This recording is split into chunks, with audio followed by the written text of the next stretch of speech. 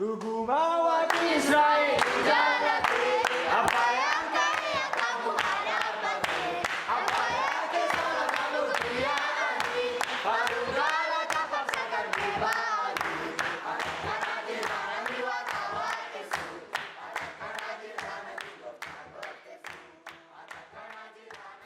trip to Marsabit for the second time for me has been phenomenal. I was here last year and was learning and came this year prepared. And we have been focusing on a few areas using the Sustainable Development Goals, the SDGs, as our framework. Visited two villages that have no pipe water, something that I know I in my personal life take for granted. But the good news is that both the villages have underground tanks, cement tanks, that were built by an NGO. But unfortunately, there's no sustainable water delivery to those tanks. So those tanks technically only have water during the rainy season, which happens around October and April. This is Orender area where Gabra community lives with such a difficult and harsh area. So this is a tank. Some NGOs came and built and left. So this is where we donate for the community water truck and use it from.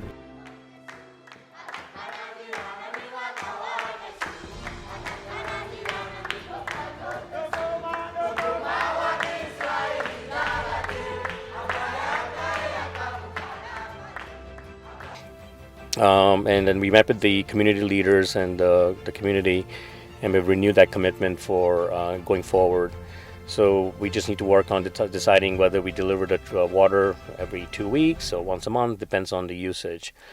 The other thing that's interesting is the water tanks are at least a kilometer or so away from the huts that the communities live in. So they actually have to haul these jerry cans, basically, and which are 5 liters each, approximately, and they all haul them there, and then have to bring them back. So that's a daily chore. And given the cultural aspect of carrying water, it falls on the and girls to do that. Men and boys do not transport the water. So that's a very important thing. The women actually take care of everything, which is water, cooking, the house. And in these two communities, the women, in fact, actually build the houses too. And the reason for that is that they're a nomadic tribe. They're known as the Gabra people. And the men are gone for weeks and maybe sometimes even months, looking for, herding their animals and bringing them back. So it was a very interesting experience spending time with the community, learning about their challenges they face from a water perspective. So what we're going to do is bring water trucks on a regular basis and provide that water. And that will actually help the community significantly because the Marsabit area is an extremely dry and arid place. And, they only get the rainy season twice a year, which is around October and around April timeframe. The rest of the year is just dry and arid. The riverbeds are dry. There's no... So essentially what I'm saying is that water is absolutely needed, and the community cannot thrive without it, obviously.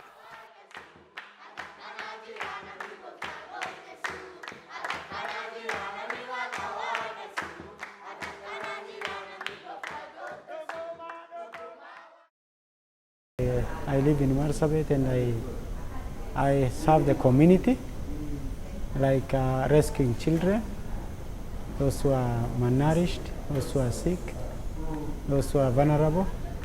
And again, I do trigger treatment in school.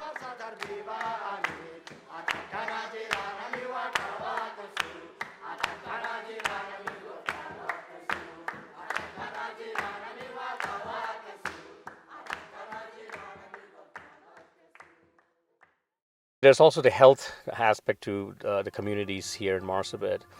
The good news is I was actually able to see a rural healthcare system where there is a nonprofit that's providing healthcare services using their SUVs, and the SUVs go to the communities and check on the children, provide the necessary immunization shots, and so that helps the community. But because of the dry, arid area, the lack of water, there's a lot of parasites, specifically a parasite called the chloe flea, and commonly known as the jigger. And these jiggers, or chloe fleas, are very invasive and detrimental to people who are infected by them. They get infected because of a few reasons. One, like I said, because of the lack of water, and these chloe fleas thrive in that environment. The other reason is that, let's be frank here, the people live in extreme poverty. They're not able to afford the appropriate footwear, so they walk around barefoot. And that invites the chloe fleas to essentially burrow in and basically live within their skin and lay eggs, and then they just multiply. So it's something that they live with, and because of this extreme poverty, and they can't afford the footwear, they also cannot afford the treatment. And it's a pretty straightforward treatment. You basically have to wash the feet, or the hands, depending on where the parasite is, and then after that you have to use a chemical which is called a potassium permanganate, and then once you put that, you soak that for 15-20 minutes, and then you just put Vaseline around your feet, and that actually suffocates the chloe fleas because they can't get oxygen. And that's not a one-day treatment. This has to continue daily for at least 3 months, depending on the severity of the parasitic invasion. So we actually had the opportunity to spend time with the children in a school in Marsabit, and I got to tell you, it's I saw this firsthand, and it was something that I wanted to do. And another important thing is this was a program that we implemented in assuring that we provide the necessary care. Now it's extremely important that the children that we actually helped continue to do that. So what we've done is we've sent them back home with the actual chemical and also the Vaseline. And the hopes is that they will continue this at home, which we'll follow up on through our good friend Pastor Hirbo.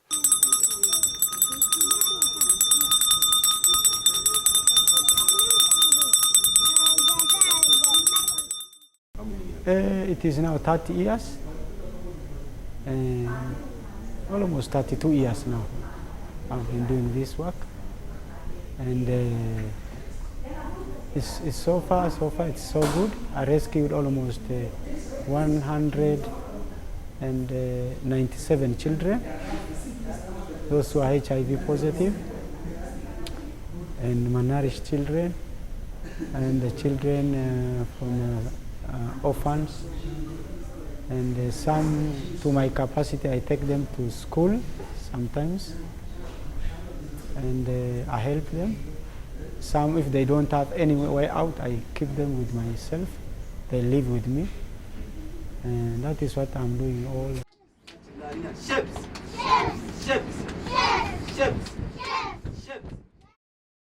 It's very important that we have the trusted community. I've had the opportunity to form some really tight and trusting relationships with the communities in Marsabit. I know, like I said, it's been this is my second visit. I came last year, and last year was for me to earn the trust and learn myself.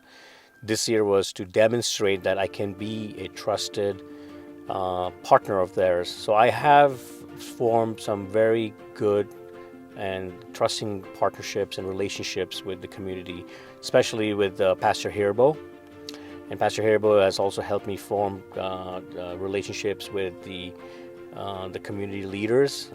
We've spent time talking to each other. They know that when I say I'm going to do something, it will get done.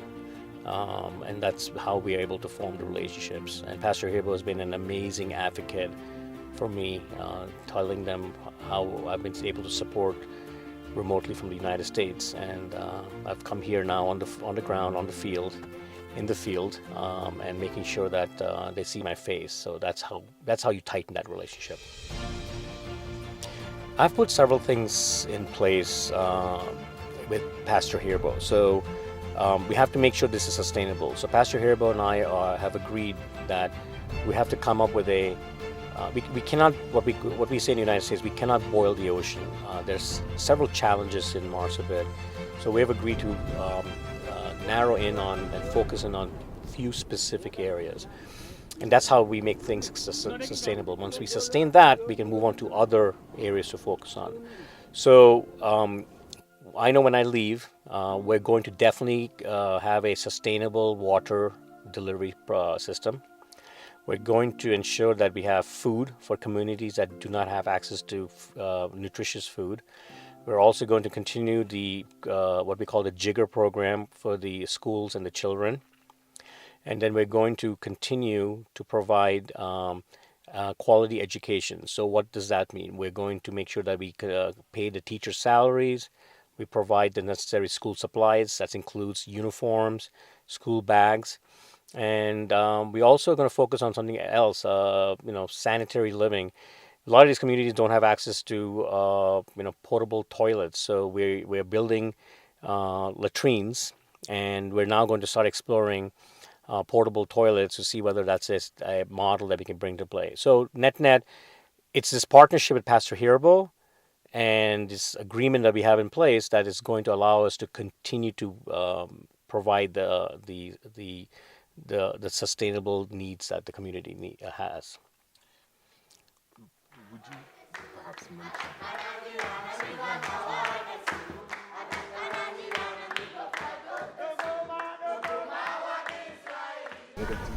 It's a lot of change, especially with the youth, the young children I rescued and I brought to my family. Some are grown up. They went to primary school. They went to secondary school, and they went to college. They are married now. They have families. Some of them they are in school. Some of them I took them to children homes. I used to visit them, especially those who are HIV positive. They are okay now. Some they are in Form 3s. I'm a very good friend of Pastor Herbo. You know him very well. He's a very good friend of mine. I came to Marsabit last year, and we spent some time, and my family and I have been supporting many different things that are happening here, and we've been supporting, helping with some of the food and some of the removal of the jiggers and all. And all of you have inspired our family. And a lot of people ask me, what is the end solution or the end game? I want to be very clear. We're not going to solve the challenges that Marsabit faces, or Marsabit is a representation of the challenges that the world faces. We're roughly almost an 8 billion population planet right now, and over 3 billion live in extreme poverty. So I know that in my lifetime, we're not going to solve the challenges, but what we're going to do is we're going to do it in bits and pieces. So to me, the end game, or what I consider success factors, is that the community has a sustainable program we can continue to progress. The community has the ability at some point through education to send their children to further education, and those children come back and pay it forward to the community. So if we can create a sustainable program around water, food, and clothing, and healthcare, and then ensure that the children get the education that they need to continue in their progression through the educational process, get a sustainable job, and then come back to the community, that provides that financial independence the community needs. And right now that doesn't exist. So we're talking about a program here that'll probably go for another 10, 15 years, or even 20 years. So it's not about my legacy. It's that, when I leave this earth, I've set up a program through my family's support that someone can carry that torch or baton. First of all, Pastor Herbo, thank you very much for being with me and making my life special. These clothes are from my children, of course, my nephews and niece, Isha, Rohan, and Vihar, and my sons Nitin and Nishan. Again, this is a great opportunity. If you want to give them any message, please give them any message. Okay, thank you so much. I'm really so humbled to have you as my brother stand with me to help the most needy people in the part of Africa, especially Kenya, northern part of Kenya. And I'm so grateful you really gave us a very new cloth, very special, which will really cover many naked people who does not have, even not afford to buy clothes even. So I really appreciate, and it will help us to help many people and really reach them with this, and they will be encouraged and they will be very happy, especially in Marsabit. This a small place which is island. It's very cold, and this time going naked is very dangerous. So you came at the right time, and we are so grateful. Thank you so much. Thank you, Pastor Hero, and thank you, Isha, Rohan, VR, and of course my two sons, Nitin and Ishan, for giving their stuff also. Thank you. Thank you so much. I'm so grateful for having Brother Hammond to come and help the Marsabit community who are really in hard situation, hunger, thirsty, a lot of tribal clashes around. And really he came and we supported school girls and communities, providing them food and providing them clothes, providing them water, and really people were happy and enjoyed. And also he promised to do more, and people were really encouraged, and again their hope is built and they are happy.